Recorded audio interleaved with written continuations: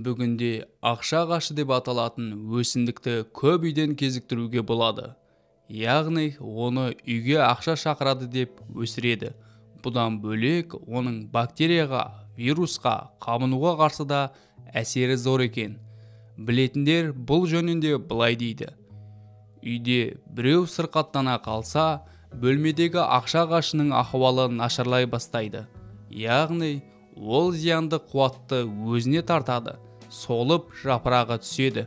Адам сауыққан кезде оның жағдайы да жақсара бастайды. Осыған орай гүл өсірушілер мынадай рецепттер ұсынады. Ақша ағашы ерінге ұшық шыққанда пайдалы.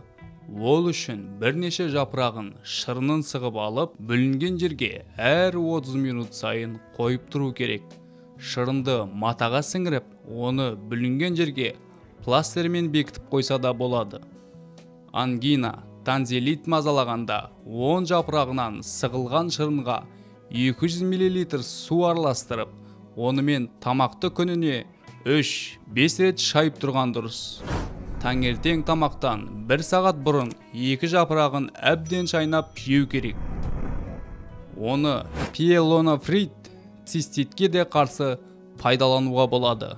5 жапырағын уақтап, үстіне 200 мл ыстық судан құяды. Сосын 1 сағат тұндырып, сүзіп алады.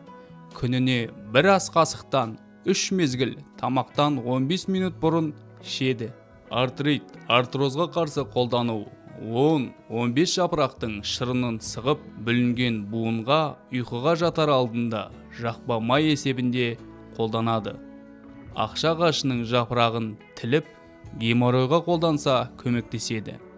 Жарақат, жара, күйік, сіңір созылуы, соққы әсерінен жою кезінде де ақша ағашының жапырағынан ботқа жасап, зақымданған жерге жағу, үстінен дәкемен бекіту керек. Әр 2-3 сағат сайын таңғышты алмастырып тұруға болады. Ескерту: ақша ағашында мышьяк көп.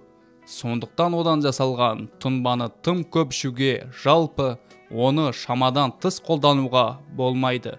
Осыны ұмытпаңыз.